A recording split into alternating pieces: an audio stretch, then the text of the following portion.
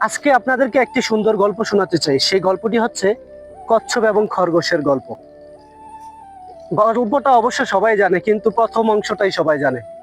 এই গল্পটির মধ্যে তিনটি স্টেপ রয়েছে, তিনটি গল্প রয়েছে।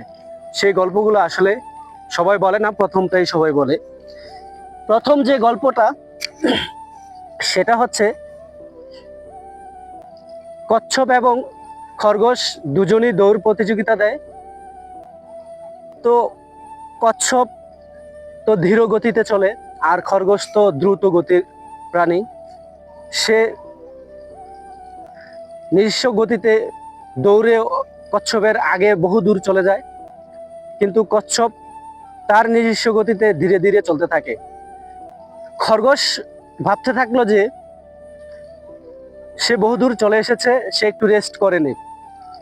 রেস্ট করতে গিয়ে সে ঘুমিয়ে পড়ে। ঘুমিয়ে পড়ার কারণে কচ্ছপ তার ধীর গতিতে ধীরে ধীরে ধীরে ধীরে তার সীমানা অতিক্রম করে এবং সে ফাস্ট হয়ে যায়। খরগোশ যখন জাগলো, তখন দেখে যে তার যেই প্রতিযোগিতা ছিল সেটাতে সে ব্যর্থ হয়েছে। এবং এটা হলো প্রথম পর্ব। দ্বিতীয় পর্বে আবার